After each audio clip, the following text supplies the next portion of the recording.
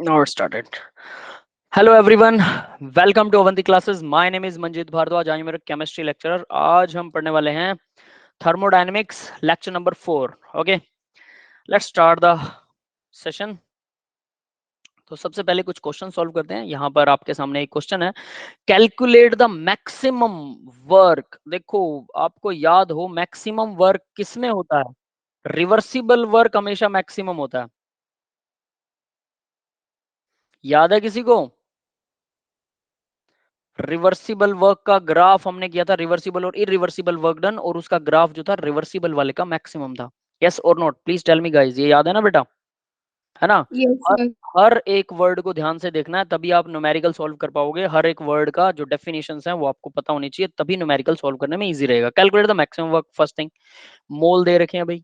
ठीक है, ideal gas है. ठीक है, एक्सपेंड कर रही है. एक्सपेंड का मतलब वर्क डन क्या आएगा? एक्सपेंड में वर्क डन नेगेटिव होता है. ठीक है, तो वर्क डन आएगा नेगेटिव.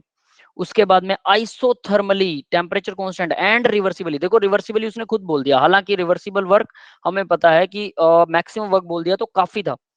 तो हो सकता है वो सिर्फ मैक्सिमम वर्क बोले, रिवर्सिबल ना बोले, तब भी रिवर्सिबल वर्क वाला ही फॉर्मूला लगेगा. और रिवर्सिबल बोल दिया तब भी ऑब्वियस है, वो तो रिवर्सिबल वर्क वाला फॉर्मूला भी लगेगा. तो वर्क डन के कितने फॉर्मूले थे टोटल? आपको याद है? एक्सपेंड का वर्क है तो नेगेटिव लगेगा, और टेम्परेचर दे रखा है 27 डिग्री सेल्सियस, और वॉल्यूम है 15 से 25 लीटर हो गया. तो हम पहले सबसे पहले लिख देते हैं टेम्परेचर है 27 डिग्री सेल्सियस. तो 27 डिग्री सेल्सियस का मतलब क्या है? 273 ऐड करेंगे तो ये 300 केल्विन बन गया. ठीक है, कोई चीज समझ में ना आए तो आप बीच में पूछ सकते हैं. वॉल्यूम V1 दे रखा है 15 लीटर. ठीक है, और वॉल्यूम V2 दे रखा है 25 लीटर. ठीक है, उसके अलावा नंबर ऑफ मोल दे रखे हैं, तो मोल जो हैं वो दे रखे हैं 0.75 मोल्स. ठीक है, अब देखिए वर्क डन. एक्सपेंड आइसोथर्मली, तो वर्क डन हमारे पास था नेगेटिव. एक्सपेंड आइसोथर्मली तो मतलब नेगेटिव होगा सारा. P delta V. डेल्टा जब भी लगा होगा कौन सा वर्क डन होता है भाई, ये बताओगे? Reversible irreversible? याद है किसी को? Sir reversible. Irreversible. Irreversible work done के लिए डेल्टा लगाया जाता है. तो इर यहां तो इसने रिवर्सिबल की बात की, ये स्पेशली लिखा भी होगा रिवर्सिबल. और हमें पता है मैक्सिमम वर्क का मतलब रिवर्सिबल वर्क ही होता है. रिवर्सिबल वर्क में मैक्सिमम वर्क होता है. तो ये तो सीधा सीधा है, तो ये फॉर्मूला तो नहीं लगेगा. एक और फॉर्मूला हमने किया था. क्या किया था याद है? दूसरा formula, sir N C V sir D आ एन जाएगा। C V D T. NCVDT, वो डी नहीं बेटा, वो तो एक ही बात है. रिवर्सिबल इरिवर्सिबल के लिए, रिवर्सिबल के लिए पीडीवी लिख सकते हैं, बट ये पीडीवी से डीवी छोटा सा चेंज, यहाँ तो बड़ा चेंज है 10 लीटर का. 10 लीटर चेंज छोटा थोड़ा होता है. ठीक है, तो छोटा चेंज का मतलब बहुत छोटा, तो इसके लिए तो अलग डेरिवेशन होती है. इस फॉर्मूले को कभी यूज नहीं कर सकते, ये सिर्फ दिखाने का है, हाथी के दांत दिखाने के और खाने के और. ठीक है, तो ये तो हम नहीं यूज करने वाले हैं. तो यूज क्या करने वाले हैं वो देखो अब जरा, वो बाद में बताता हूँ. एनसीवीडीटी ये भी एक फॉर्मूला था. ये क्या था? वॉल्यूम कांस्टेंट होना चाहिए. Volume equal constant. जब ये फॉर्मूला होता है, वॉल्यूम कांस्टेंट होता है, ठीक है, तो वर्क डन, जब वर्क डन आपको कैलकुलेट करना है तो आप इस फॉर्मूले को यूज कर सकते हैं. ठीक है, ये समझ में आ गया भाई? अब आगे आता है एक और फॉर्मूला. वो क्या था? एडियाबेटिक वर्क के लिए हमने एक फॉर्मूला और किया था, एडियाबेटिक वर्क. तो वो वर्क डन क्या था? अगर आपको अच्छे से याद हो, P2 V2 minus P1 V1 divided by gamma -1. ये फॉर्मूला है एडियाबेटिक वर्क के लिए. याद है किसी को? एडियाबेटिक वर्क, अगर एडियाबेटिक वर्क डन निकालना हो तो ये फॉर्मूला यूज होता है. क्लियर है? Third formula, first, second, third. अब एक फॉर्मूला जो रहेगा ना रिवर्सिबल वर्क डन वाला, वो मैं सबसे लास्ट में लिख रहा हूँ, जो यहाँ पे यूज होने वाला है. रिवर्सिबल वर्क डन, तो वर्क डन इक्वल आएगा रिवर्सिबल वर्क डन. ये क्योंकि देखो ये वर्क होना चाहिए था नेगेटिव पीडीवी. ठीक है, ये है रिवर्सिबल के लिए, है तो ये सही. लेकिन अब आप मुझे ये बताओ, क्या ये एप्लीकेबल है क्या ये रिवर्सिबल के लिए? रिवर्सिबल, ठीक है। क्या आप इसे अप्लाई कर सकते हो? क्या हमारे सामने रिवर्सिबल वर्क के लिए फॉर्मूला कैलकुलेट करना है, तो इसे अप्लाई नहीं कर सकते। डीवी मतलब बहुत छोटा चेंज, यहाँ तो 10 लीटर का चेंज आ रहा है वॉल्यूम में, तो इसी के लिए हमने डेरिवेशन की थी, not applicable, this is not applicable.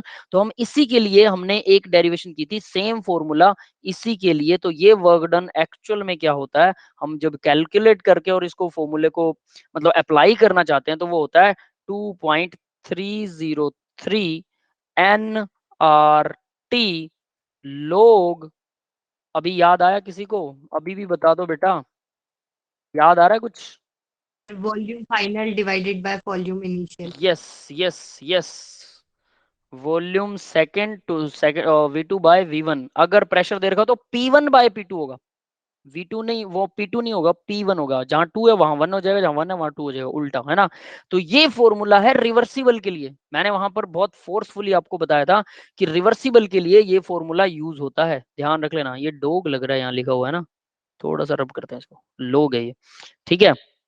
तो रिवर्सिबल के लिए ये फॉर्मूला यूज होता है, ये अब आपको याद रखना है। चारों फॉर्मूले जो अभी तक हमने करवाए हैं, देखो जो करवाया है उसके बाहर कम से कम हम स्लाइड्स के अंदर तो आपसे कोई क्वेश्चन नहीं पूछेंगे, ठीक है, ये पक्का है। तो आपको जो करवा रखा है उसको याद रखिए, उसी के बेस पर फॉर्मूलाज को एप्लीकेबल करते हैं बेटा, ठीक है। तो अब आपको समझ में आ गया नेगेटिव साइन क्यों लगा रहे हैं? Yes yes, good question. देखो मैंने सभी में नेगेटिव साइन लगाया नहीं, लगाया एक में ही लगाया था ना। यहां पर भी मैं नेगेटिव लगा रहा हूं, ये लो, यहाँ पर भी नेगेटिव लगा रहा हूँ, यहाँ भी नेगेटिव लगा रहा हूँ, ये सबके बाहर नेगेटिव लगा देता हूँ।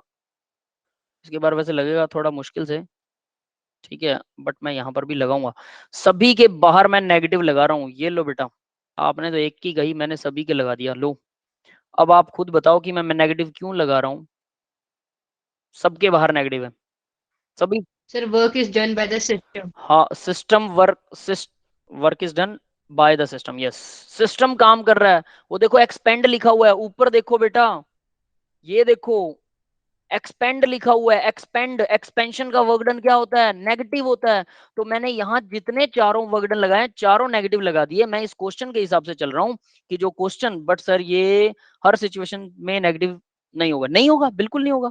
बट मैं क्या कर रहा हूँ, पॉजिटिव भी हो सकता है। अगर कंप्रेशन का वर्क डन है तो पॉजिटिव, बट मैंने क्वेश्चन के हिसाब से आपको चारों वर्क डन लिखे हैं, क्वेश्चन के हिसाब से। समझ गए मीनाक्षी बेटा? क्वेश्चन के हिसाब से लिखे हैं, है ना। कि क्वेश्चन में क्या बोला था, एक्सपेंड कर रही है, तो मैंने कहा भाई मेरे पास चार फॉर्मूले हैं, चारों फॉर्मूले मैंने सामने लिख दिए और चारों एक्सपेंशन के हिसाब से लिख दिए। अब चारों में से कौन सा लगेगा, ये मत देखना कि दिया क्या हुआ है, जो जो फिट हो रहा है वैसे ऐसे ही निकाल दो, ऐसा नहीं देख सकते, ये गलत होगा। तो चारों में से कौन सा लगना है, कंडीशंस पर बेस करेगा। रिवर्सिबल वाला फॉर्मूला लगेगा, रिवर्सिबल वाला एक ही फॉर्मूला है और वो है 2.303 NRT log V2 by V1। एक और फॉर्मूला है नेगेटिव पी डीवी, डीवी दे रखा है क्या, छोटा सा चेंज तो दिया ही नहीं है, तो उसको तो लगा ही नहीं सकते, क्लियर है ना।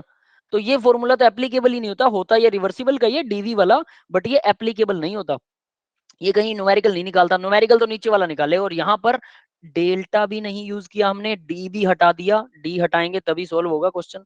और डेल्टा भी यूज नहीं किया। अगर डेल्टा यूज हो गया ना, सबसे ऊपर वाला फॉर्मूला देख लो, पहला फॉर्मूला, डेल्टा यूज हो गया तो इरिवर्सिबल बन जाएगा, तो वो तो इस पे अप्लाई कर ही नहीं सकते। हालांकि यहाँ देखो प्रेशर क्या दे रखा है, पहली बात तो उसने प्रेशर ही नहीं दिया, बिना प्रेशर के भी हम इस फॉर्मूले को यूज कर सकते हैं, दैट इज इट। बट अगर प्रेशर दे भी दिया हो, कांस्टेंट दे रखा हो, तो आप अपने गलती से इरिवर्सिबल वाला मत निकाल के आ जाना कि इसने प्रेशर दे दिया, वॉल्यूम चेंज दे दिया, बात ही खत्म, हमें तो यही चाहिए था, बाकी चीजें बकवास दे रखी हैं, तो सीधा मल्टीप्लाई करो और वर्कडन निकाल दिया, वो इरिवर्सिबल का हो जाएगा। रिवर्सिबल का वर्कडन यही नीचे वाला फोर्थ फॉर्मूला निकलेगा, ठीक है, क्लियर है भाई, आगे बढ़ सकते हैं। यस गाइज, सर ठीक है। तो अभी देखिए, अभी हम क्या करने वाले हैं, अब कुछ करने के लिए बचा ही नहीं वैसे। देखो अब मैंने अभी तक क्या किया, आपके सामने सिर्फ सिचुएशन रखी, क्या चाहिए, क्या निकालना है, क्या दे रखा है, बस ये चीजें करी ना फाइंड, और कैसे निकल सकता है, तो चार ही फॉर्मूले थे, चारों लगा दिए। यही आपको हर क्वेश्चन में अप्लाई करना है। जब आप 10 न्यूमेरिकल कर लोगे, तो उसके बाद में सेम इस तरह के पेस के, तो उसके बाद में आप देख के बता दोगे कि फॉर्मूला कौन सा लगेगा। अभी तो देख के समझ में ही नहीं आ रहा था, फॉर्मूले ही याद नहीं है, that is the big mistake बेटा। फॉर्मूले लर्न रहने बहुत जरूरी है। तो हम अब सीधा वर्क डन निकालेंगे, वर्क डन इक्वल नेगेटिव 2.303 और एन आर टी, ठीक है, और यहाँ आएगा लोग V2 by V1, ठीक है, V2 by V1। बस बात खत्म। तो W इक्वल आ गया -2.303। N की जगह पर कितने भरेंगे, नंबर ऑफ मोल कितने दे रखे हैं, 0.75, 0.75। R की जगह पर 8.314 और T की जगह पर T दे रखा भाई 300 केल्विन।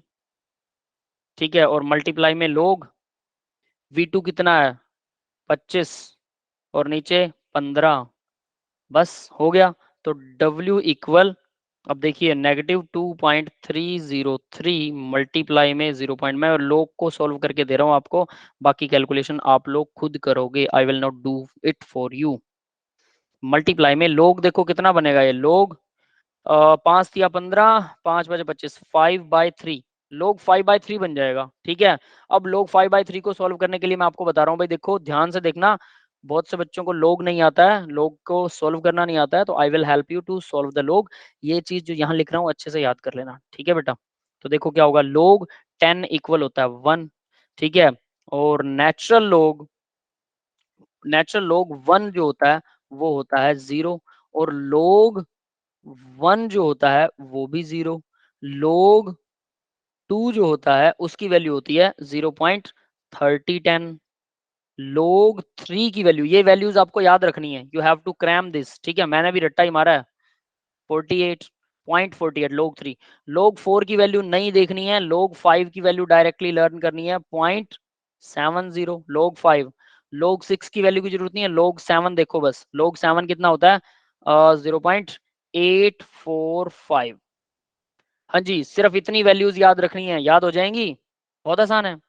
लोग 10 1 होता है, लोग 1 0 होता है, लोग 1 और नेचुरल लोग 1 भी 0 होता है, उसके अलावा लोग 2 3 5 7, बस इतनी ही वैल्यू याद करनी है, हो जाएंगे बेटा सबको याद, यस और नोट।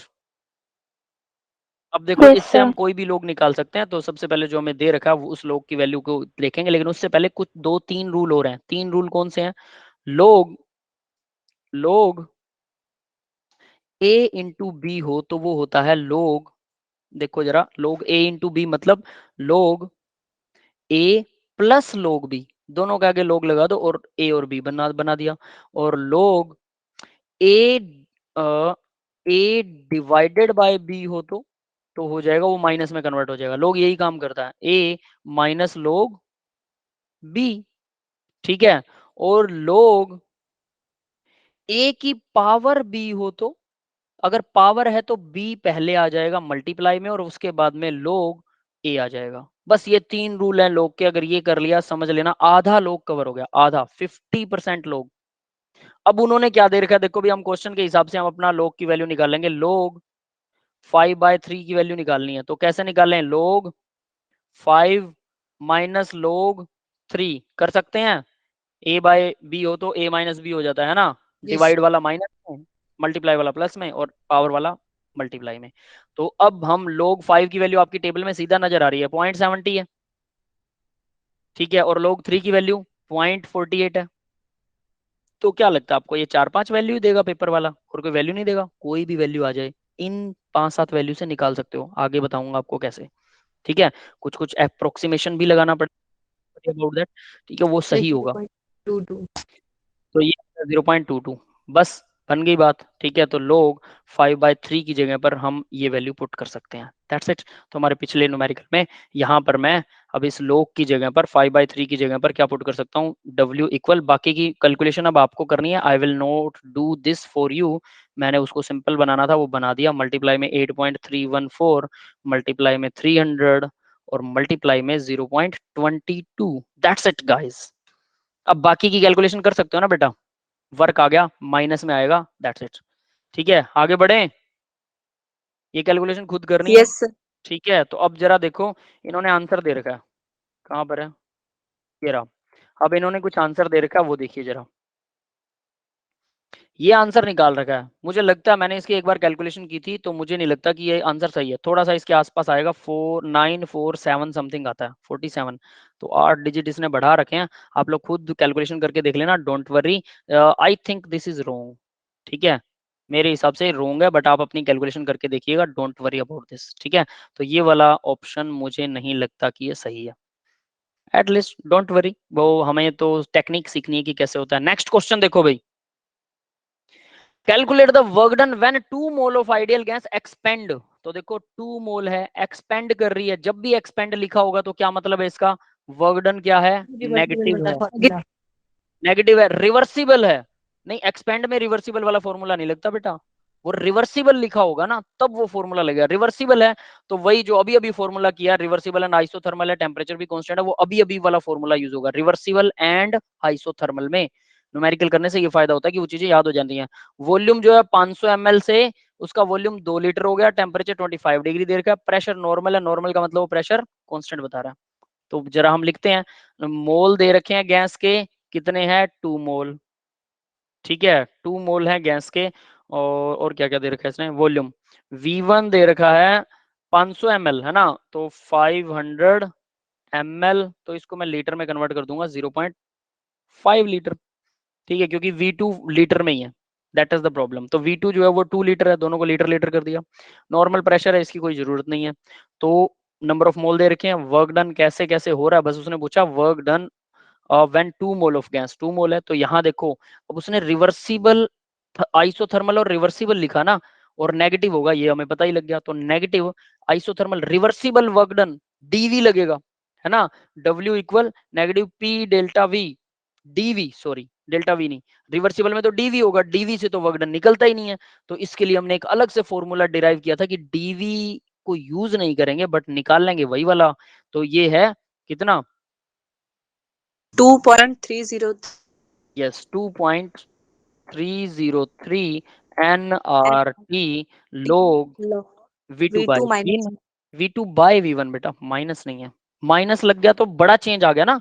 सोचो V2 minus V1 delta V बन गया, बड़ा चेंज, 15 में से 10 घटाना ऐसा कुछ है ना, तो वो तो गड़बड़ हो जाएगा, तो वो नहीं लगाना है, वो तो लगेगा नहीं, माइनस तो गलती से भी नहीं, है ना। तो यही फॉर्मूला, बस फॉर्मूले में पुट करो वैल्यू और आप आंसर निकाल सकते हो 2.303। एन की वैल्यू कितनी देर की है, 2 मोल, 2 से मल्टीप्लाई कर दिया। आर की वैल्यू 8.314, टी की वैल्यू, टी दिया हुआ था भाई, वो मैंने ले देखा ही नहीं, ध्यान नहीं दिया, 25 डिग्री है, ठीक है, तो टी है 25 डिग्री सेल्सियस, तो ये केल्विन में कितना होगा, 298 केल्विन, 273 जोड़ना होता है, पता है ये सभी को, 273 जोड़ दो डिग्री सेल्सियस में केल्विन बन जाएगा, माइनस कर दो तो डिग्री सेल्सियस बन जाएगा। हाँ बेटा ये सबको पता है, यस सर। ओके ठीक है, तो इस तरह से ये आ जाएगा। अब इसमें देखिए, log 4 आ रहा है। हाँ बेटा log 4 आएगा, माइनस का है, ठीक है, तो ये आ जाएगा log V2 बाई V1, तो V2 था 2 और V1 था 0.5, तो 2 बाय 0.54 होता है, तो इसका आंसर आएगा माइनस का 2.303, माइनस इसलिए क्योंकि वो एक्सपेंड कर रहा है, याद रख लेना, कंप्रेस करे तो प्लस, बार बार एक ही चीज बोल रहा हूँ, दिमाग में बिठा लो इन चीजों को, बहुत आसानी से सारी थर्मो आसान लगेगी। और यहाँ पर हम लिख सकते हैं log 4, है ना, इन दोनों को डिवाइड करेंगे log 4 आ जाएगा। अब जरा पिछली स्लाइड पे चलते हैं, देखो जरा, यहाँ पर हमने log 5/3 तो कर दिया, log 4 को कैसे सॉल्व करें, log 4, मैं log 4 को log 2 इंटू 2 लिख सकता हूँ क्या, बिल्कुल लिख सकता हूँ, 4 के फैक्टरी तो किए हैं, तो मैं ये लिख दूं log 2 प्लस log 2 लिख सकता हूँ क्या।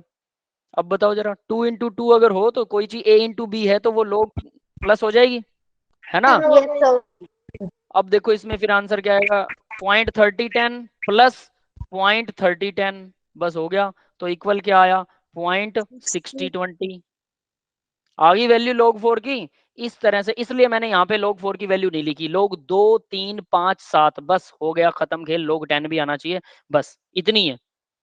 तो 4 5 वैल्यूज, 5 6 वैल्यूज हैं जो याद करनी है आपको, log 10 1 1 0 होता है, नेचुरल log 1 भी 0 होता है, तो ये तो बात ही खत्म है ना।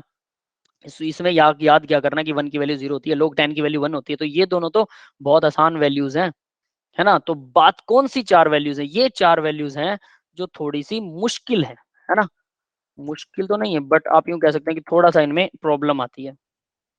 ये ओनली 4 वैल्यूज बस, 30 10 48 78 45, ठीक है, आप हिंदी में इंग्लिश में कैसे भी बोल सकते हो, दैट्स इट। तो हम यहाँ पर अब नेक्स्ट हमारे क्वेश्चन में क्या करें, log 4, तो W निकाल दूं, अब मैं सिर्फ कैलकुलेशन रह जाएगी, ठीक है, 30 इंटू 2 इंटू 8.314 इंटू log 4 है, तो log 4 की जगह क्या भर सकता हूँ, 0.6020, ये अभी अभी सॉल्व किया हमने।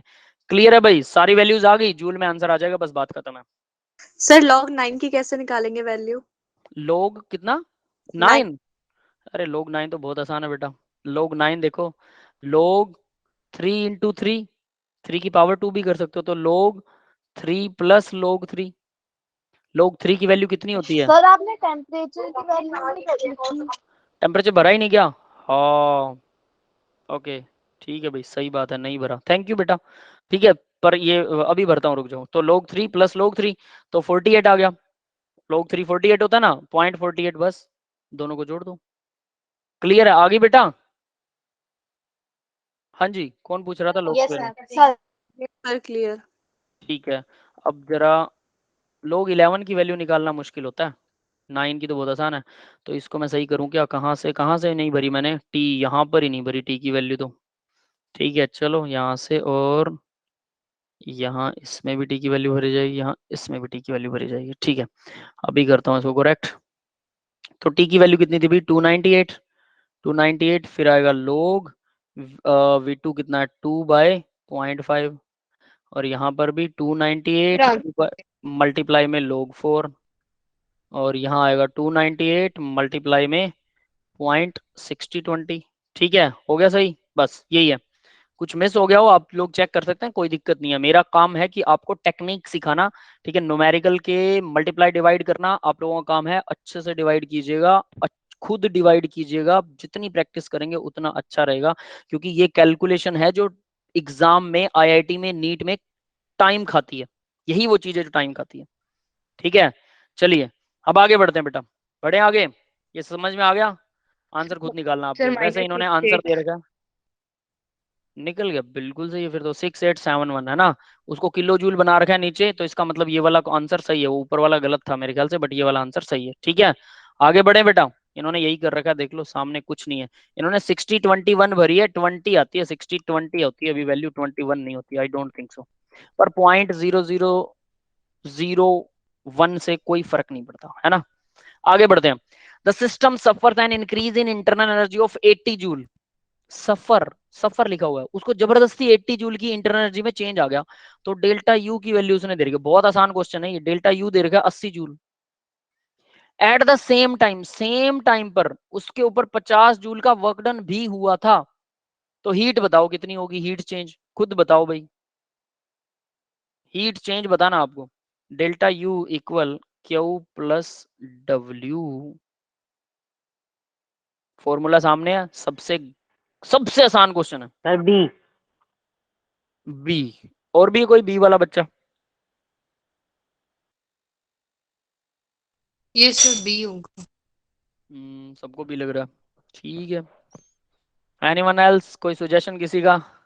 बी आंसर है, कोई दिक्कत वाली बात नहीं है। डेल्टा यू की वैल्यू 80 है, क्यू प्लस डब्ल्यू होता है। डब्ल्यू उसने बोला उसी टाइम पर, मतलब 80 जूल जो उसकी एनर्जी बढ़ी थी, उसमें 50 जूल तो वर्क डन हुआ था, तो ऑब्वियस है, तो क्यू की वैल्यू क्या आ जाएगी? 50 उधर आ जाएगा, 80 minus 50 that will be equal to Q equal to 30। Simple, B is the right answer. Plus का 30, बस ये याद रखना, प्लस का 30 है ना। माइनस का 30 भी दे रखा है, डी माइनस का 30 भी दे रखा है, एक ई भी दे रखा है 0 जूल। ये जीरो वाला ऑप्शन क्यों दिया पता नहीं, है ना। पर कुछ ऐसे होते हैं कि हमें कोई पसंद नहीं है, हम जीरो को पसंद करेंगे, है ना। That is it. जिसको एक चीज छोटी सी सुनाता हूँ। कुछ बच्चे ना कहते हैं कि सर पेपर में क्या लिखे, हमें कुछ आता ही नहीं है। ठीक है, ये उन लोगों के लिए पास होने की पास होने का ब्रह्मास्त्र मंत्र है ये, कि जिनको कुछ आता है वो पेपर में कुछ लिख आते हैं। ठीक है, जिनको कुछ नहीं आता वो पेपर में कुछ भी लिख के आ जाते हैं। समझ में आई बात? जिनको कुछ नहीं आता वो तो कुछ भी लिख सकते हैं, जिनको कुछ आता है वो कुछ लिख के आएंगे, और जिन्हें कुछ भी नहीं आता वो कुछ भी लिख सकते हैं। तो याद रखना कि अगर आपको केमिस्ट्री में कुछ ना आता हो एग्जाम के अंदर, ठीक है, तो कम से कम जो भी आप पढ़ के गए हो, जो भी केमिस्ट्री का ही होना चाहिए, केमिस्ट्री का ही जो भी पढ़ा है वो लिख के आ जाइए।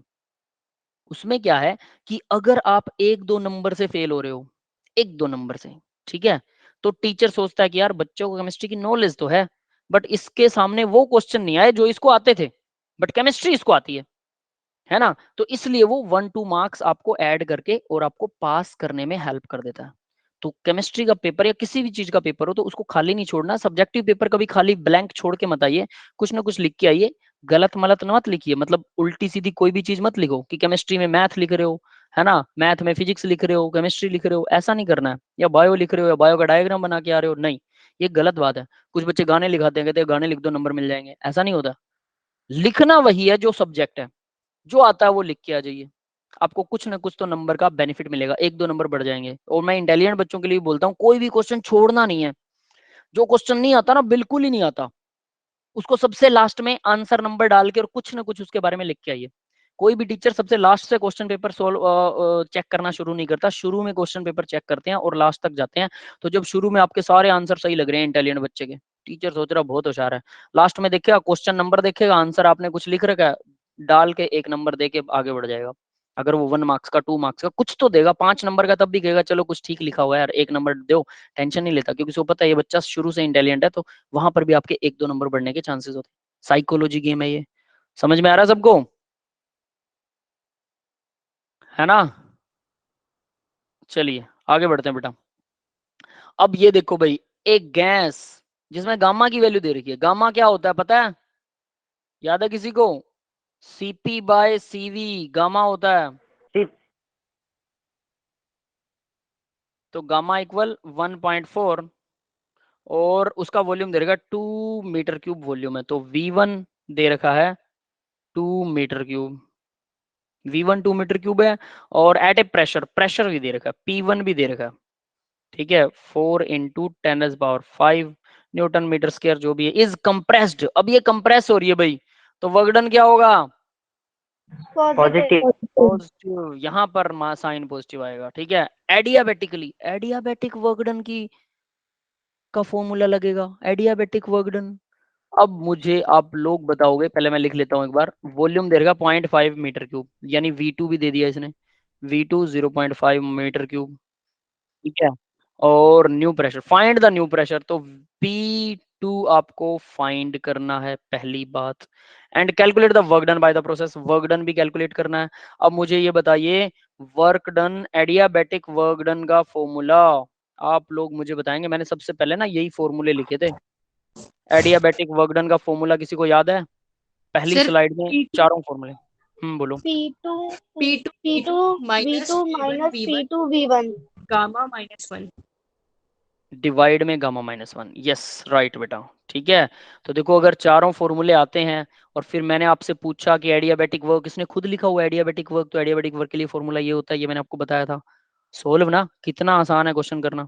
तो आपको P2 देखो अब क्या निकालना है, P2 V2 P1 V1, तो इसने P2 नहीं दिया, गामा पता है 1.4 है, सब पता है, बस P2 नहीं दिया, P2 निकालना है। तो P2 कैसे निकलेगा, एडियाबेटिक वर्क के लिए आप, मैंने एक और फॉर्मूला उसी उसी स्लाइड में जिसमें इसकी डेरिवेशन थी ना इस वर्क डन की, पिछले लेक्चर में, उसी स्लाइड में एक फॉर्मूला था, अगर आपको वो याद हो तो वो कौन सा फॉर्मूला था, तो मैं बताता हूं, P1 V1 की पावर गामा इक्वल कांस्टेंट, ये था, याद है, एडियाबेटिक वर्क के लिए मैंने बोला था ये एडियाबेटिक वर्क है, ये जरूर याद रखना, P2 V2 की पावर गामा इक्वल कांस्टेंट, ये दोनों ही कांस्टेंट होंगे, ये समझ में आया। जैसे हमने आइडियल गैस के लिए किया था, P1 V1 इक्वल कांस्टेंट होता है, P2 V2 इक्वल कांस्टेंट होता है, ये आइडियल गैस के लिए कांस्टेंट होता है, वर्क के लिए नहीं होता। तो लेकिन अगर एडियाबेटिक वर्क हो रहा है किसी गैस पर, तो उसमें P1 V1 की पावर गामा कांस्टेंट होती है, तो उसी गैस का प्रेशर वॉल्यूम बदल जाए और उसकी पावर गामा हो तो वो भी कांस्टेंट होता है, तो हम इन दोनों को इक्वल कर सकते हैं। ये समझ में आया, ये वाला नहीं लगेगा P1 V1 equal P2 V2, क्या लगेगा, P1 V1 गामा और इक्वल होगा P2 V2 गामा, ये पावर गामा जो है ना, ये वॉल्यूम की है। हाँ जी, समझ में आ रहा है बेटा सबको, yes sir है ना। तो यहां से ये फॉर्मूला, इसलिए ये बहुत इंपॉर्टेंट क्वेश्चन है, ये आपको दो चीजें सिखाता है कि एक तो आपको एडियाबेटिक वर्क का फॉर्मूला कहाँ लगाना है, और दूसरा अगर एडियाबेटिक वर्क हो रहा है तो उसमें प्रेशर कैसे निकालना, P1 V1 से नहीं निकालना, कहीं आप P1 V1 equal P2 V2 direct करके निकाल दो, वो गलत हो जाएगा, है ना। फॉर्मूला तो वो भी है, देखो P1 V1 equal P2 V2, ये वाला फॉर्मूला लगा के भी प्रेशर निकाल सकते हो, बिल्कुल निकाल सकते हो, P2 को निकाल सकते हो, बट ये गलत होगा और आपको पता भी नहीं लगेगा गलत है, क्यों, क्योंकि एडियाबेटिक वर्क के लिए अगर प्रेशर वाली जो इक्वेशन है वो उसमें पावर गामा होती है उसमें, यानी गैस की ये जो gamma CP/C1 CP by CV, इस रेशो को यूज किया जाता है, सीपी बाय सीवी को। तो इसको यूज किए बिना आप इसकी वैल्यू नहीं निकाल सकते, तो गामा यूज होगा। ठीक है, तो अब देखो P1 की वैल्यू कितनी दे रखी है, सिंपल 4 इंटू 10⁵ है। V1 की वैल्यू कितनी दे रखी है, V1 जो है वो 2 है ना, और 2 की पावर क्या है, गामा, ये पावर गामा ही रखता हूं मैं अभी। ठीक है, इसको सॉल्व नहीं कर रहा। P2 निकालना है, V2 कितना है 0.5, तो 0.5 की पावर गामा। ठीक है, यही है ना। अब देखो जरा P2 की वैल्यू निकाल रहा हूं मैं, तो P2 क्या निकलेगा भाई, इसको इधर ले आता हूं, तो 4 इंटू 10⁵ मल्टीप्लाई में 2 की पावर गामा डिवाइड में 0.5 की पावर गामा। तो इस चीज को मैं ऐसे लिख सकता हूं,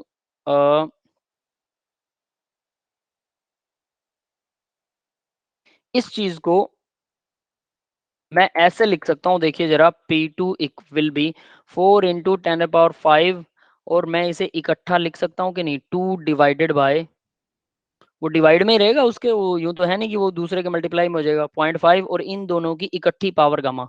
ये समझ में आया ये वाला स्टेप? यस कैलकुलेशन कैलकुलेशन समझा रहा हूँ, 6ठी 7वीं क्लास में होती थी ऐसे, याद है ना? Yes sir.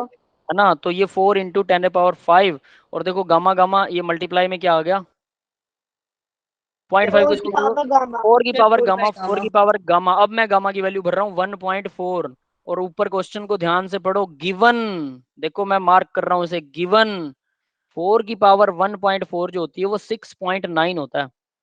तो ये गिवन है, अगर गिवन ना हो तो क्या करोगे, तो आपको लोग यूज करना पड़ेगा, मल्टीप्लाई में 6.9 कर देता हूं, तो ये P2 की वैल्यू आ गई। क्लियर है भाई, P2 की वैल्यू आ गई। वर्क एडियाबेटिक आपको पता है, तो आप इसमें फिल कर सकते हो।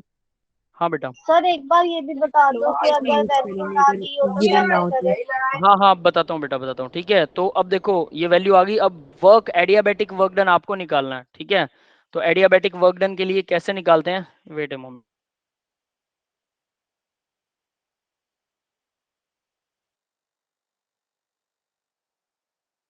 ठीक है, तो अब देखो यहाँ पर मैं अब आपको वो भी निकाल के दिखाऊंगा। अब आपको सीधा एडियाबेटिक वर्क डन वाला फॉर्मूला लगाना है, P2 पता लग गया, V2 पता लग गया, ये भी पता है, ये भी पता है, ये भी पता है, ये भी पता है, गामा भी पता है, वन भी पता है, सीधा कैलकुलेशन है। ठीक है, अब बात आती है कि अगर हमें 6.9, ठीक है, अगर हमें ये ना दे रखा हो तो क्या करें, मतलब ये वैल्यू अगर ना दी हो तो उसका भी इलाज है, उसके अंदर लोग लगाते हैं हम। फिर वो कैसे लगता है लोग, लेट मी सी यू। ठीक है, तो अगला पेज निकालते हैं, देखिए अब इसके अंदर क्या होगा, पीछे वाले पेज पर क्या था, P2 की वैल्यू निकल गई। ठीक है, अब देखो मैं इस पेज के ऊपर मान लो 4 की पावर 1 पॉइंट कितना है 4, ये निकालना है आपको। तो इसकी वैल्यू मुझे नहीं पता कितनी होती, तो मैं मान लेता हूँ कि इसकी वैल्यू x है। ठीक है, और डायरेक्ट भी लगा सकते हो आप, कोई दिक्कत वाली बात नहीं है। तो इसकी वैल्यू x है, दोनों तरफ log करना पड़ेगा, log x equal log 4 into 1.4 power. तो अब देखो log x क्या आ जाएगा, सोचो जरा, 1.4 मल्टीप्लाई में चला जाएगा log 4 की वैल्यू के।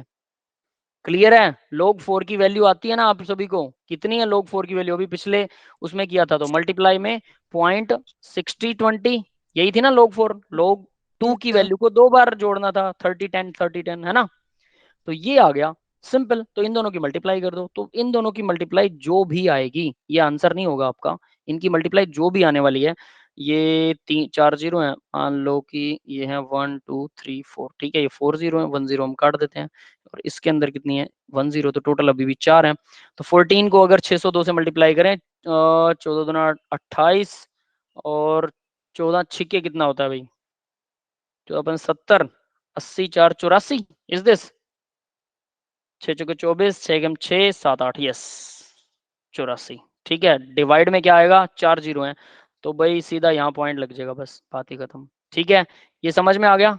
अब ये आपके पास लोग एक्स की वैल्यू है, एक्स की वैल्यू नहीं है, तो अब इसका एंटी लोग होता है, जब एंटी लोग करते हैं, एंटी लोग और मल्टीप्लाई में लोग एक्स, तो ये कट जाएंगे एक दूसरे से, तो और यहां पर आ जाएगा एंटी लोग, एंटी लोग 0.8428।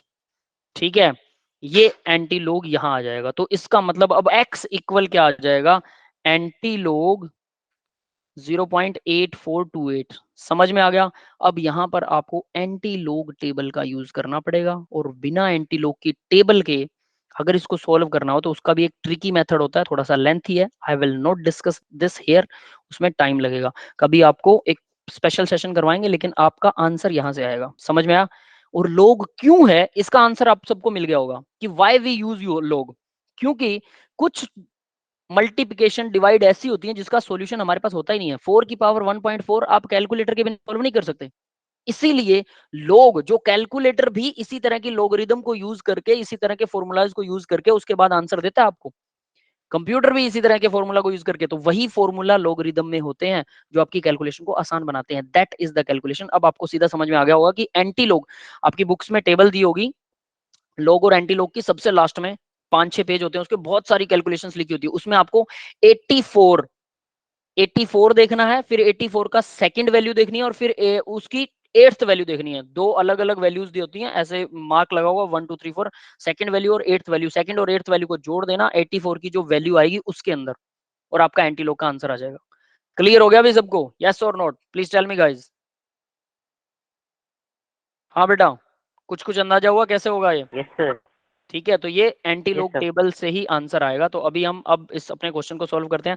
तो अब हमारे पास एंटी लॉग टेबल को कैसे चेक करते हैं ये बताना।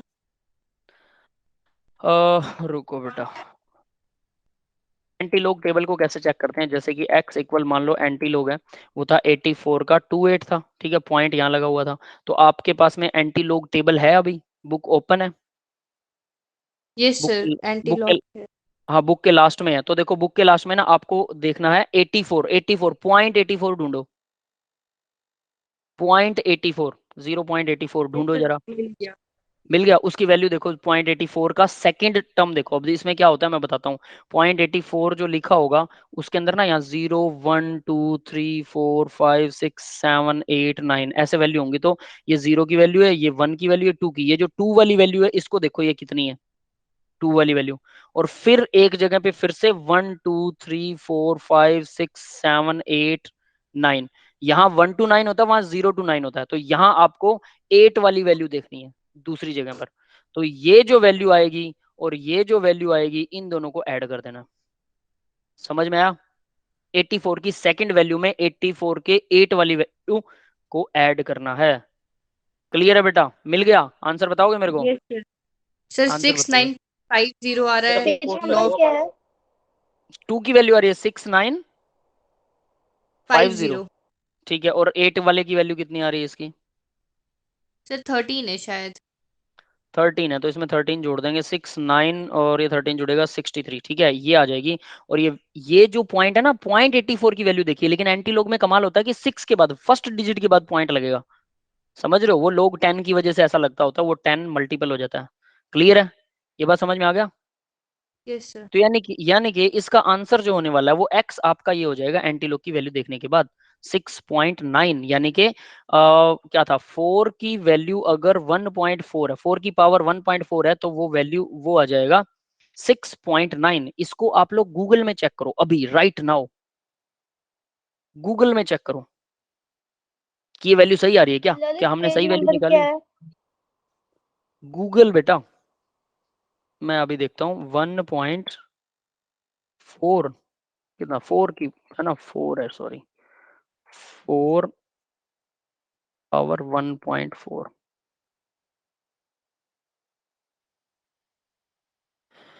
रेज टू पावर 1.4, ठीक है, 4 रेज टू पावर 1.4,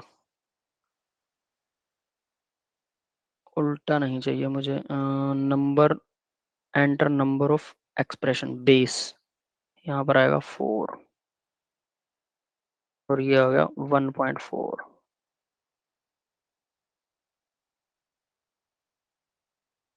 6.9 आती है बेटा, बिल्कुल मैं चेक कर चुका हूँ, तो आपने जो हमने जो वैल्यू देखी है एकदम राइट है, समझ में आ गया बेटा, कैलकुलेटर से मैंने इसको चेक कर लिया, एकदम राइट है, पता लगा कैसे निकली?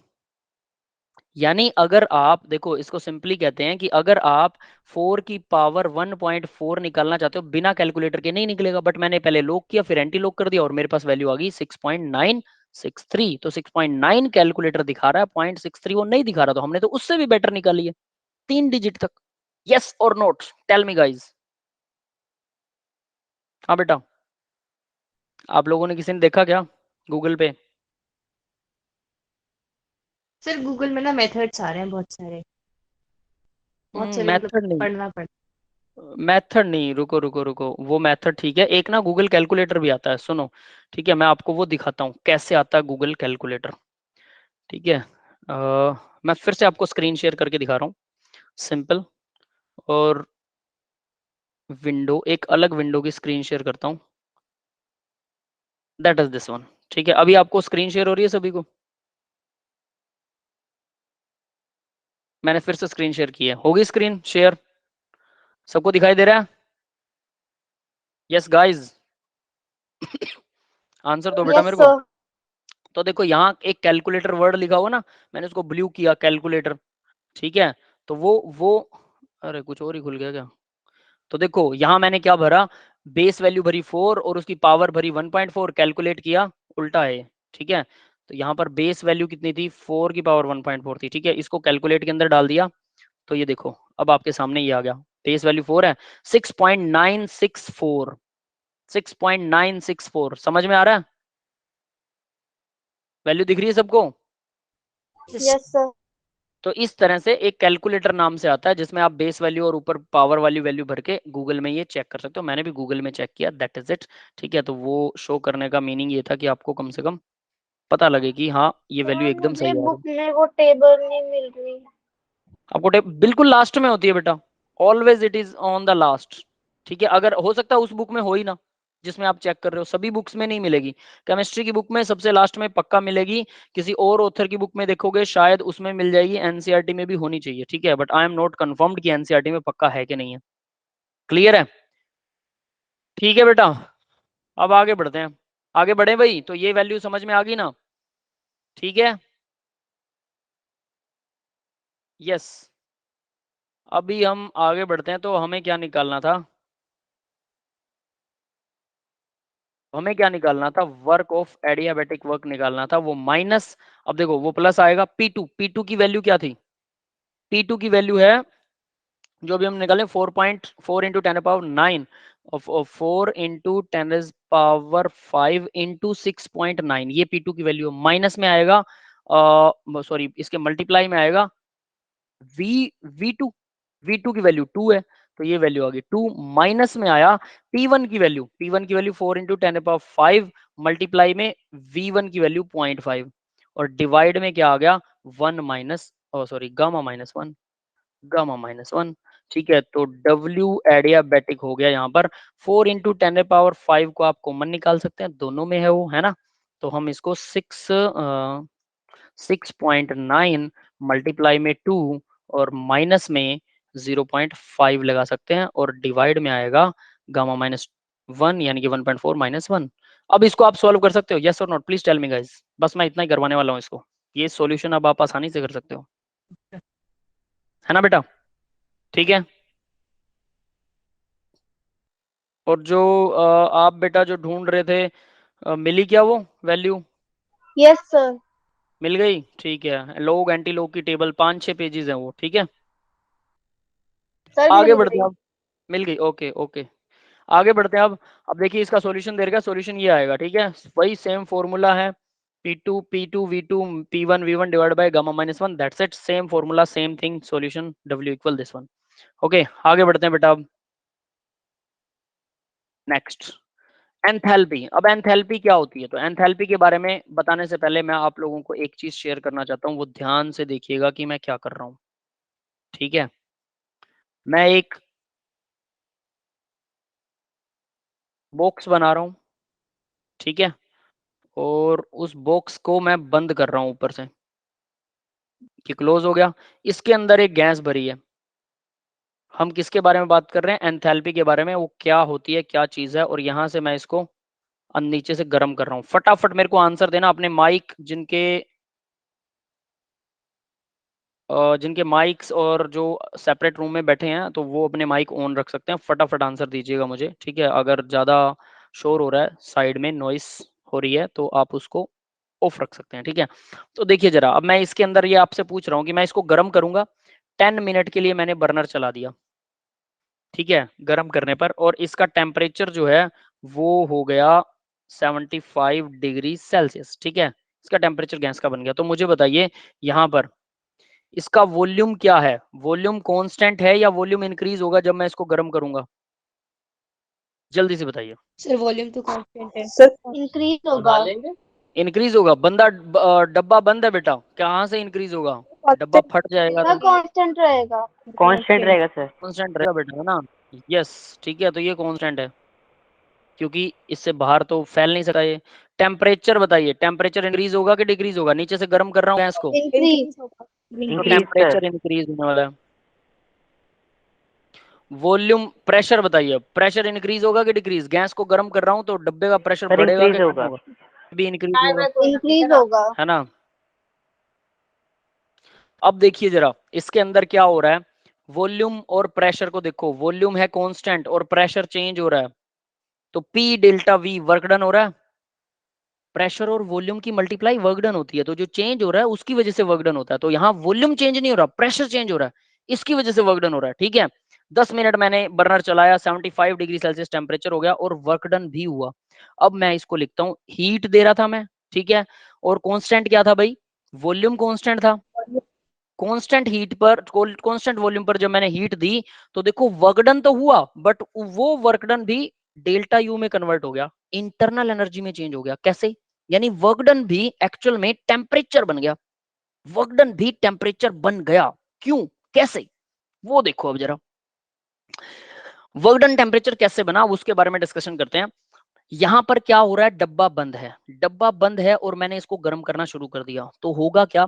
टेम्परेचर बढ़ेगा, पहली बात, बिल्कुल हमने बढ़ा भी दिया, कोई डाउट नहीं है। उसके बाद में वर्क डन भी हो रहा है, पी डेल्टा वी, यानी कि प्रेशर चेंज हो रहा है और प्रेशर इंक्रीज हो रहा है। प्रेशर इंक्रीज होने से क्या होता है भाई? वर्क डन तो हो गया, ठीक है, पी डे और we delta P work done कर लिया, लेकिन प्रेशर इंक्रीज होने पर क्या होगा? गैस के मोलिक्यूल्स एक दूसरे को कोलाइड जल्दी जल्दी करेंगे ना, ज्यादा जल्दी करेंगे। ठीक है, तो इसकी वजह से क्या होने वाला है?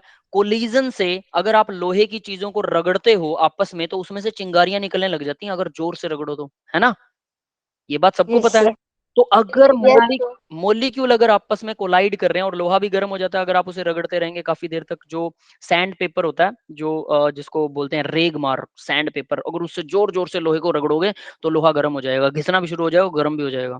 तो यानी कि अगर मोलिक्यूल आपस में स्ट्राइक कर रहे हैं, प्रेशर बढ़ने की वजह से जोर से स्ट्राइक कर रहे हैं, तो डेफिनेटली वो क्या करेंगे? वो टेम्परेचर बढ़ाएंगे। बढ़ाएंगे कि नहीं बढ़ाएंगे, सोचो। Yes sir. तो Yes, इसका sir. मतलब, P डेल्टा V अगर प्रेशर और वॉल्यूम बढ़ता है तो वो एक्चुअल में क्या करता है? वो टेम्परेचर बढ़ाता है, और टेम्परेचर बढ़ने का मतलब है इंटरनल एनर्जी बढ़ती है। क्यों? क्योंकि आइडियल गैस के लिए टेम्परेचर का इंक्रीज का मतलब ही इंटरनल एनर्जी का इंक्रीज होता है। That's it. Temperature increase ideal gas के लिए, और यहां हम आइडियल गैस ही ले रहे हैं। तो आइडियल गैस के लिए टेम्परेचर का इंक्रीज मतलब इंटरनल एनर्जी का इंक्रीज। तो यानी जो प्रेशर वर्क कर रहा था ना, वो वर्क असलियत में इंटरनल एनर्जी के यूज में हो गया, तो कुल मिला के टेम्परेचर ही बढ़ गया। सिंपल वर्ड्स में कहें कि मैंने क्या किया, टेम्परेचर बढ़ाया, ठीक है, वो बढ़ा हुआ दिख रहा है, प्लस प्रेशर बढ़ गया जिसकी वजह से कोलिजन बढ़ा, और उस कोलिजन में भी क्या किया? टेम्परेचर को बढ़ा दिया। क्लियर है ये बात? तो कुल मिला के दोनों तरफ से मैंने जो हीट दी वो टेम्परेचर को इंक्रीज करने में यूज हो गई, और टेम्परेचर का इंक्रीज हो रहा, तो मैं बोल रहा हूं कि इंटरनल एनर्जी सिस्टम की बढ़ गई। यस और नॉट, ये बात समझ में आ गई? Yes, sir. अब आगे देखिए, अब इसी का एक दूसरा डेमोन्स्ट्रेशन लेते हैं। उसके अंदर ये मैंने हीट दी है, याद रख लेना, और हीट ने क्या क्या काम किया आपके सामने, हीट ने सिर्फ टेम्परेचर बढ़ाया यहाँ पे। अब दूसरा डेमोन्स्ट्रेशन लेते हैं। अगर मैं यहाँ पे पिस्टन लगा दूं, पिस्टन, तो और अंदर गैस भरी है, ठीक है, सेम गैस है, सेम अमाउंट है, यहाँ पहले शुरू में जो प्रेशर था वही प्रेशर मैंने शुरू में यहाँ पर लिया, ठीक है, उसका प्रेशर तो बढ़ गया था, जब जो शुरू में था उससे ज्यादा हो गया था। इसका प्रेशर देखते हैं इसके साथ क्या होने वाला है। ठीक है, तो मैं इसको भी गर्म कर रहा हूँ, इसको भी मैंने 10 मिनट के लिए बर्नर चलाया, 10 मिनट के लिए। अब मुझे ये बताओ, इसके अंदर प्रेशर, ऊपर से जो प्रेशर पड़ रहा है, पिस्टन फ्रीली मूव कर सकता है अगर नीचे ऊपर मान लो 1 एटमॉस्फेयर का प्रेशर है, हमेशा होता है एनवायरनमेंट का 1 एटमॉस्फेयर प्रेशर। तो ऊपर वाला प्रेशर जब मैं नीचे से उसको गर्म करूंगा गैस को, तो ऊपर वाला प्रेशर कम हो सकता है, बढ़ सकता है, जो एनवायरनमेंट का है। Yes sir. एनवायरनमेंट का प्रेशर बदल जाएगा, सर नो। 1 एटमॉस्फेयर से 2 हो जाएगा, नहीं होगा ना बेटा, ऊपर वाला प्रेशर तो कभी नहीं बदलेगा। और पिस्टन क्या है, नीचे से। अब मेरे को ये बताओ, प्रेशर इंक्रीज होगा या डिक्रीज होगा? मैंने नीचे से इसको गैस को हीट दी तो पिस्टन ऊपर उठ गया, तो यानी और ऊपर से पिस्टन के ऊपर जो प्रेशर डल रहा है वो हमेशा 1 एटमॉस्फेयर रह रहा है। अगर नीचे वाला प्रेशर ज्यादा होता है तो गैस ऊपर मूव हो जाएगी और प्रेशर फिर से 1 एटमॉस्फेयर हो जाएगा। मैंने और गर्म किया, अंदर से प्रेशर और बढ़ गया, तो गैस फिर से ऊपर उठ गई, है ना। गैस फिर से ऊपर उठ गया, गैस का पिस्टन, और फिर से, और वो पिस्टन कितना ऊपर उठेगा, जितना 1 एटमॉस्फेयर प्रेशर डाल रहा है ना, वहां पर आके अटक जाएगा, उससे ऊपर नहीं जा सकता क्योंकि उस पे 1 एटमॉस्फेयर का प्रेशर है। समझ में आ रहा है? तो यानी प्रेशर हमेशा कांस्टेंट रहता है, इसका प्रेशर चेंज नहीं हो सकता क्योंकि 1 एटमॉस्फेयर, ये प्रेशर जो है वो 1 एटीएम का हमेशा लगेगा। पिस्टन फ्री टू मूव है, ऊपर जाता जाएगा। कितना ऊपर जाएगा? जब उसका गैस का प्रेशर 1 एटीएम हो जाएगा फिर से पिस्टन रुक जाएगा। नीचे से मैंने फिर से आग लगाई, आग लगाने पर क्या होगा, गैस के मॉलिक्यूल्स का प्रेशर बढ़ेगा क्योंकि नीचे से आग लग रही है, तो मॉलिक्यूल ज्यादा कोलाइड करना शुरू करेंगे, तो वो क्या होगा, वो पिस्टन को और ऊपर उठा देंगे। और वो कहाँ रुक जाएगा, जब पहले प्रेशर बढ़ा आग लगाने से, फिर पिस्टन ऊपर उठना शुरू हुआ और 1 एटमॉस्फेयर प्रेशर पर वो फिर से रुक जाएगा पिस्टन, क्योंकि ऊपर से 1 एटमॉस्फेयर का प्रेशर पड़ रहा है। अगर गैस का प्रेशर 1 एटमॉस्फेयर से ज्यादा होता है तो पिस्टन फिर से ऊपर उठ जाएगा और 1 पर आकर फिर से रुक जाएगा। तो यानी प्रेशर हमेशा कांस्टेंट रहेगा, वो 1 पर आकर फिर से रुक जाएगा 1 एटीएम पर। तो ये कांस्टेंट रहेगा, ये बात समझ में आ गई? Yes sir. प्रेशर कांस्टेंट है। टेम्परेचर बताओ, टेम्परेचर बढ़ेगा कि नहीं बढ़ेगा? नीचे से गर्म कर रहे हो गैस को, टेम्परेचर इंक्रीज Yes, यस होगा। सर। और वॉल्यूम बताओ, वॉल्यूम गैस का बढ़ेगा कि कांस्टेंट इंक्रीज रहेगा? होएगा सर। वॉल्यूम इंक्रीज इंक्रीज होगा, होगा। constant रहेगा। है ना। सिंपल सी बात है, तो ये इंक्रीज हो गया। तो अब देखो, मैंने जो हीट दी और मैंने ये चेक किया कि इसका अब जो टेम्परेचर था वो 70 डिग्री सेल्सियस ही बढ़ा। सेम गैस सेम अमाउंट, लेकिन मैंने कंडीशंस बदल दी थी। उसका टेम्परेचर था 75 और इसका टेम्परेचर है 70 डिग्री सेल्सियस। क्या गलती रही?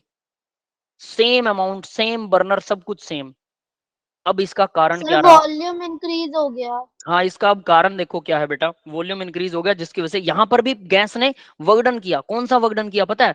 प्रेशर कांस्टेंट है, delta we, change in volume, ये वर्क हुआ हुआ ना। यहां पर भी, वहां पर भी वर्क हो रहा था, यहां पर भी वर्क। अब देखो वॉल्यूम बढ़ गया, इसकी वजह से क्या होगा, वॉल्यूम बढ़ेगा तो मॉलिक्यूल दूर दूर हो गए। टेम्परेचर इंक्रीज हुआ तो गैस के मॉलिक्यूल्स में एनर्जी आ गई ज्यादा, ठीक है, जो जल्दी जल्दी टक्कर लगा सकते हैं, कोलिजन बढ़ेगा। लेकिन उसके बाद में वॉल्यूम भी बढ़ गया तो गैस के मॉलिक्यूल्स की दूरी, डिस्टेंस बढ़ गया ना। तो डिस्टेंस बढ़ा यस तो सर। उनको कोलाइड करने में अब थोड़ी सी देर लग रही है। मतलब जितनी एनर्जी बढ़ी ना, वो डिस्टेंस बढ़ने की वजह से अब वो टेम्परेचर में इंक्रीज नहीं हो पाएगा जितना वहां हो रहा था। वहां क्या हो रहा था, प्रेशर इंक्रीज होने की वजह से टेम्परेचर में इंक्रीज हो रहा था। यहाँ प्रेशर तो इंक्रीज हो नहीं रहा, वॉल्यूम इंक्रीज हो रहा है, और वॉल्यूम इंक्रीज होने की वजह से टेम्परेचर में इंक्रीज नहीं होने वाला, क्योंकि वो डिस्टेंस बढ़ा देगा, वो तो टेम्परेचर इंक्रीज नहीं होने देगा। समझ रहे हो ना ये बात? यस और note? Yes sir. Yes sir. तो अब इसका मतलब क्या है कि अगर गैस में वॉल्यूम चेंज हो रहा है तो डेफिनेटली वो जो वर्क डन है वो गैस का वॉल्यूम चेंज करने में यूज हो गया। उसका वॉल्यूम बढ़ा दिया उसने, वो वर्क डन यूज हो गया। और उस वर्क डन को करने के लिए एनर्जी चाहिए थी, वो एनर्जी ये खा गया कुछ ना कुछ। तो वो क्या खाया वो अब हम बात करते हैं। तो यहां पर मैंने हीट दी थी कांस्टेंट प्रेशर रख के, और कांस्टेंट प्रेशर पर जो हीट दी जाती है, ठीक है, उस टाइम पर इंटरनल एनर्जी, टेम्परेचर चेंज हुआ है ना, तो इंटरनल एनर्जी चेंज होगी। प्लस क्या किया गैस ने, पी डेल्टा वी, वॉल्यूम भी चेंज किया वहां पर। पी यहां पर क्या था, यहां मैं फिर से लिख रहा हूं, देखो यहां हुआ delta, sorry, we delta P, और ये जो वी डेल्टा पी होता है इसने टेम्परेचर बढ़ा दिया। तो मैं ये कह सकता हूं delta U plus delta U, दोनों ही डेल्टा यू है ना। तो इसलिए क्योंकि ये टेम्परेचर ही बढ़ा रहा है कुल मिला के, तो यहां पर मैं इसको नहीं लिखूंगा। तो ये तो सीधा सीधा ये हो गया कि यू जो है, अगर कांस्टेंट वॉल्यूम पर हीट दोगे तो इंटरनल एनर्जी बढ़ेगी, क्योंकि प्रेशर जो है वो बढ़ रहा है। यहां पर प्रेशर नहीं बढ़ रहा, इंटरनल एनर्जी तो बढ़ेगी, 70 डिग्री सेल्सियस टेम्परेचर तो बढ़ जाएगा, लेकिन साथ में क्या होगा, साथ में प्रेशर भी, और प्रेशर वॉल्यूम वर्क डन भी होगा, जिसकी वजह से टेम्परेचर 5 डिग्री है, जो 5 डिग्री का डिफरेंस है ना, 5 डिग्री का डिफरेंस, यही वर्क, ये प्रेशर वॉल्यूम वर्क डन हुआ है। क्लियर है? Yes sir. तो हीट दो तरीके से दी जा सकती है। एक तो आप ढक्कन बंद कर दोगे तो अपने आप प्रेशर क्या होगा, बढ़ेगा, वॉल्यूम कांस्टेंट। और अगर ढक्कन ओपन रखोगे तो प्रेशर क्या होगा, बढ़ेगा नहीं, बट वॉल्यूम जो है वो इंक्रीज हो जाएगा। तो दो ही तरीके से हीट, दोनों तरीके से, इसको ऐसे समझ लो अब ध्यान से। इसका मतलब कि दोनों तरीकों से हीट दी जा सकती है और दोनों अलग अलग तरीके हैं, और दोनों में हीट का कंटेंट और इंटरनल एनर्जी का कंटेंट, टोटल हीट कंटेंट तो उतना ही रहेगा, बट इंटरनल एनर्जी और इसकी वजह से थोड़ा गड़बड़ आ जाएगी। तो इसको ऐसा कहते हैं, अगर आप कुकर में खाना बनाते हो, सोचो बेटा, अगर आप कुकर में खाना बना रहे हो तो कुकर के अंदर खाना बनाने पर क्या होता है, जल्दी खाना पकता है। ये आपके मम्मी अच्छे से जानते हैं। पहली कंडीशन कुकर वाली है, कुकर क्योंकि बंद है ना, कुकर चारों तरफ से बंद है, तो हमारा डब्बा भी चारों तरफ से बंद है। तो कुकर में खाना बनाओगे तो जितनी हीट सप्लाई करोगे जल्दी खाना बन जाएगा। सब्जी मान लो, कुकर में सब्जी बना रहे, दाल बना रहे, कुकर में बहुत आसानी से बन जाती है। आपके मम्मी भी जानते हैं, मेरे मम्मी भी जानते हैं ये वाली केमिस्ट्री। और सोचो मैं इतनी देर से इस पे मत्था मार रहा हूँ क्योंकि आपको नहीं पता ये केमिस्ट्री, जबकि हमारे मम्मी को अच्छे से पता है। और हम सोचते हैं कि हमें केमिस्ट्री ज्यादा आती है, मम्मी ने कौन सी केमिस्ट्री पढ़ रखी है। ऐसा चलता है ना दिमाग में, बहुत से बच्चों को चलता होगा कि हमें ज्यादा आ गया। Experience, they have something better than you. इसलिए कहते हैं बड़ों से अच्छी शिक्षाएं ले, उनसे उनका रिस्पेक्ट करें, आपको अपने आप उनका एक्सपीरियंस मिलेगा, पता भी नहीं लगेगा आपको कब मिल गया। हो सकता है उस टर्म का नाम नहीं पता आपके मम्मी को, कि वो एंथैल्पी है, वो हीट है, वो प्रेशर कांस्टेंट है, वो वॉल्यूम कांस्टेंट है, ये चीजें नहीं जानते आपके mummy, but they know it very well कि कुकर में सब्जी बनाओगे तो जल्दी पकेगी, दाल पकाओगे जल्दी पकेगी, और अगर वही दाल पतीले में पकाओगे तो ज्यादा देर तक गर्म करनी पड़ेगी, ज्यादा हीट लगेगी। जैसा इस केस में हुआ कि वहां कुकर था, बंद है जब बॉक्स, तो 75 डिग्री सेल्सियस टेम्परेचर पहुंच गया 10 मिनट में। और जब बॉक्स खुला था, मतलब फ्री टू मूव था उसका पिस्टन, तो 70 डिग्री सेल्सियस पहुंचा, 5 डिग्री सेल्सियस का फर्क रह गया। और यही सब्जी पकाने में मेरे को 5 डिग्री सेल्सियस के लिए मेरे को 2 मिनट और हीट गर्म करनी पड़ेगी। समझ रहे हो ना बेटा, ये बात हमारी मम्मी अच्छे से जानते हैं। तो यानी हीट दो तरीके से दी जा सकती है, एक तो कांस्टेंट वॉल्यूम, अगर वॉल्यूम कांस्टेंट है तो जो हीट दोगे वो हीट ही रहेगी, कुल मिला के टेम्परेचर ही इंक्रीज होगा। ठीक है, बॉटम लाइन बता रहा हूं। लेकिन अगर आपने प्रेशर कांस्टेंट कर दिया तो कुछ हीट टेम्परेचर बढ़ाने में यूज होने वाली है और कुछ हीट वॉल्यूम बढ़ाने में यूज होने वाली है। समझ में आ रही है बात? यस और नोट? Yes sir. तो जो वॉल्यूम बढ़ाने में हीट वर्क यूज हो रही है, इसका मतलब वो वर्क डन कर रही है। तो इसलिए ये हीट दो हिस्सों में टूट गई। क्लियर है? कौन कौन से दो हिस्से बन गए? एक तो डेल्टा यू जो टेम्परेचर बढ़ाएगा, दूसरा पी डेल्टा वी ये वर्क डन करेगा। तो ये दोनों हिस्सों में टूटने वाली हीट, अब इस हीट का हमने नाम बदल दिया। साइंटिस्टों ने बस एक ही काम करा है और कुछ नहीं करा, इसको बोल दिया कि भाई ये है एंथैल्पी, डेल्टा एच। यहाँ पे भी डेल्टा लगा सकता हूं, तो ये डेल्टा एच है। तो डेल्टा यू क्या, एच क्या होता है, delta U plus P delta we. ये एक नया फॉर्मूला बन गया और इसका नाम रख दिया हमने एंथैल्पी। ये समझ में आया? तो इसका नाम है एंथैल्पी। समझ में आ गया भी सबको? यानी कि कुकर के अंदर जब भी खाना बनता है तब हम हीट देते हैं, कोई दिक्कत नहीं है। लेकिन जब भी पतीले में खाना बनता है तो हम एंथैल्पी सप्लाई करते हैं, क्योंकि वो हीट दो काम करती है। एक तो हीट का काम करेगी, इंटरनल एनर्जी बढ़ाएगी, दूसरा वर्क डन करेगी जो हमें दिखाई नहीं देता। तो वो दो काम करती है, इसलिए टेम्परेचर स्लो बढ़ता है। समझ में आ गया? सीधे वर्ड्स में साफ साफ बता रहा हूं, physical meaning of enthalpy and heat. Yes guys, समझ में आया? ये किसी बुक में नहीं है, ये भी बता दो। यस दोनों, सर। ये दोनों डायग्राम भी किसी बुक में नहीं मिलेगी ना, +1 2 में है ना, बीएससी में है ना, एमएससी की बुक्स के अंदर है। और इनका फिजिकल मीनिंग ज्यादातर बच्चों को पता ही नहीं होता है, जो आज आपको समझ में आ रहा है, और मेरे हिसाब से समझ में आ रहा होगा डेफिनेटली। ठीक है, तो अब इसके लिए फॉर्मूला भी मैंने डिराइव कर दिया आपके सामने ही। ठीक है, फिजिकली डिराइव किया। तो इसको मैं ये भी तो बोल सकता हूँ ना, इसी को मैं बोल दूं delta H equal, delta H को ही तो हम डेल्टा क्यू पी बोलते हैं ना, डेल्टा क्यू पी को आप डेल्टा एच बोलते हो, है ना? उल्टा लिखता हूँ चलो इसको, एंथैल्पी। ठीक है, तो यहाँ उल्टा लिखते हैं इसको, डेल्टा क्यू पी को हम डेल्टा एच का नाम दे देते हैं, बस इतना फर्क है। तो डेल्टा क्यू पी है तो एच है एंथैल्पी, और डेल्टा, अगर डेल्टा क्यू वी है तो यू है। ये समझ में आया? और एच के अंदर यू तो होता ही है, प्लस पी डेल्टा वी भी होता है। ये तीनों जो फॉर्मूले लिख रखे हैं नीचे ऊपर जो भी हैं, ये अब आपको याद होने चाहिए विद फिजिकल मीनिंग। कुकर में सब्जी बनाओगे तो सिर्फ हीट सप्लाई होगी, कोई दिक्कत नहीं है, ठीक है। तो वो नॉर्मल हीट है, कुकर वाली हीट नॉर्मल हीट है। लेकिन जो बिना कुकर के कोई भी सब्जी बनती है, पतीला खुला है, ढक्कन भी लगा रखा है, तब भी उसमें से गैस निकलती रहती बाहर, तो वो एंथैल्पी ही आप सप्लाई कर रहे हो, समझ गए। बिना कुकर के कोई भी सब्जी बनती है तो एंथैल्पी। हम कोई भी वर्क करते हैं, लैब में भी वर्क करते हैं, टेस्ट ट्यूब हमेशा ऊपर से ओपन होती है, पता है ना सबको, तो वहां आप एंथैल्पी ही सप्लाई करते हो, हीट सप्लाई नहीं करते।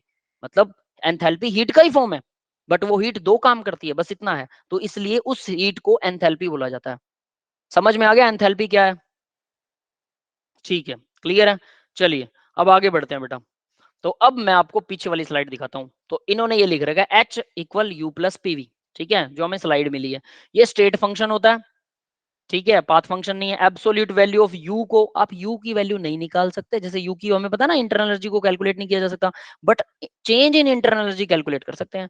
वैसे ही एच की वैल्यू को कैलकुलेट नहीं कर सकते, delta H change in enthalpy को कैलकुलेट कर सकते हो, बस यही चीज लिखी हुई है और कुछ नहीं है इसमें, ठीक है, वो नॉर्मल सी बात है। फिर देखिए एंथैल्पी क्या है, हीट ही है ना, हीट का यूनिट क्या होता है, एनर्जी। हीट क्या होता है, एनर्जी। एनर्जी तो सप्लाई कर रहे हैं हम, भले ही वर्क डन हो रहा है एनर्जी से या हीट निकल रही, कुछ भी हो रहा है तो एनर्जी। तो इसलिए आप इसे बोल सकते हैं कि ये जूल। तो एनर्जी का यूनिट क्या होता है, जूल या कैलोरी भी, है ना, जो भी एनर्जी की यूनिट है वही सारे इसके यूनिट है, दैट्स इट। और ये एक्सटेंसिव प्रॉपर्टी है, दैट्स इट। क्लियर है गाइस? तो ये स्लाइड आप आपकी कवर होगी सिर्फ इस पेज के बेस पर। आगे बढ़ते हैं। अब नेक्स्ट देखिए एंथैल्पी चेंज, वही आ गया enthalpy change, that is this one, ठीक है। बट इसके अंदर जो लिखा हुआ है थोड़ा सा मिस्टेकन है। मिस्टेकन कैसे है कि एंथैल्पी को delta H equal delta U work done होगा प्लस पी डेल्टा वी ही लिखना। आप डेल्टा बाहर मत लगाना, क्योंकि अगर प्रेशर में चेंज हो रहा है डेल्टा पी, अगर प्रेशर में चेंज हो रहा है तो वो तो फिर कुल मिला के इंटरनल एनर्जी को ही चेंज कर देगा। तो ये जो नीचे लिख रखा है ये डेल्टा पी वाला, इसको यूज मत करना। इसलिए मैं जो आपको बता रहा हूं आप उसी को यूज कीजिए। इसको यहां से रब कर देते हैं, ठीक है। तो ये आ गया। अब यहां पर सिंपल सिंपल ये सीधा फॉर्मूला इन्होंने बना दिया, क्लियर है। अब इन्होंने एक गड़बड़ करी है, देखो क्या है, delta H equal delta U की जगह पर, डेल्टा यू क्या होता है भाई, क्यू प्लस डब्ल्यू होता है ना, इसकी जगह पर भी तो Q plus W work done लिख सकता हूं, और प्लस में आ गया पी डेल्टा वी, ये तो ऑलरेडी था यहाँ पे। ये स्टेप समझ में आया सबको? डेल्टा यू की वैल्यू भर सकता हूं कि नहीं भर सकता हूं, जल्दी बताइए। Yes sir. तो अब देखो ये एक नया फॉर्मूला बना रहा और कुछ नहीं कर रहा, हालांकि ये नॉट सो एज इंपॉर्टेंट कि आपको ये डेरिवेशन आए। क्यू प्लस डब्ल्यू, अगर ये एक्सपेंशन का वर्क हो, एक्सपेंशन वर्क, ठीक है, यानी ये जो वर्क है ये एक्सपेंशन का है, ये वर्क एक्सपेंशन का है।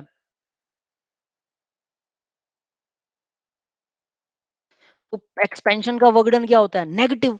तो मैं नेगेटिव। यहाँ पर नेगेटिव यूज करने वाला हूं, मैं यहाँ पर नेगेटिव यूज करूंगा। तो मैंने क्या किया, यहाँ नेगेटिव वर्ड यूज कर लिया। अब मैं नेगेटिव वर्क डन को पी डेल्टा वी लिख सकता हूँ ना, वर्क डन यही होता है, और प्लस में एक पी डेल्टा वी था, ठीक है। दोनों के दोनों आपस में कट जाएंगे, तो मैं इन दोनों को यहां से काट रहा हूं, ये गया ये गया। तो डेल्टा एच को मैं लिख सकता हूं, क्यू के आगे भी डेल्टा लगा दें कोई दिक्कत नहीं है, डेल्टा क्यू, क्लियर है।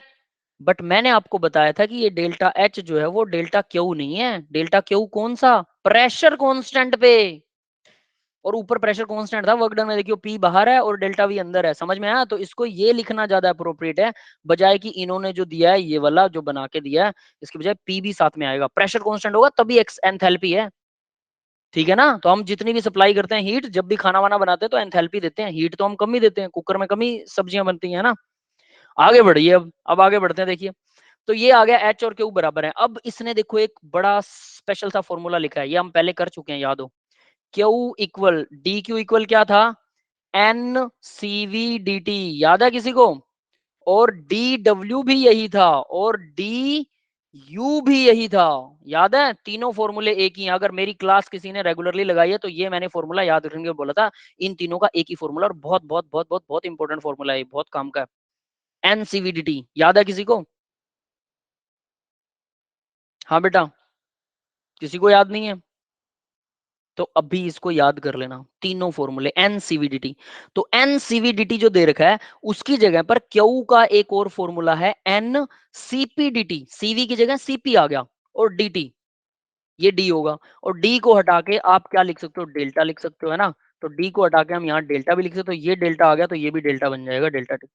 बस इसी फॉर्मूले का इन्होंने यूज किया है, क्यू की जगह पर सीपी डाल दिया, क्योंकि यहाँ क्यू पी वाला था ना, तो मैं यहाँ इसको लिख सकता हूँ डेल्टा एच, इस फॉर्मूले से delta H equal delta Q P की जगह पर, क्यू की जगह पर या क्यू पी की जगह पर N C P delta T. CP आएगा यहाँ, आप अगर यहाँ सीवी लगा दोगे, heat capacity at constant volume, तो वो फॉर्मूला गलत हो जाएगा, क्योंकि सीवी है तो भाई एंथैल्पी होती नहीं, हो तो हीट ही होती है।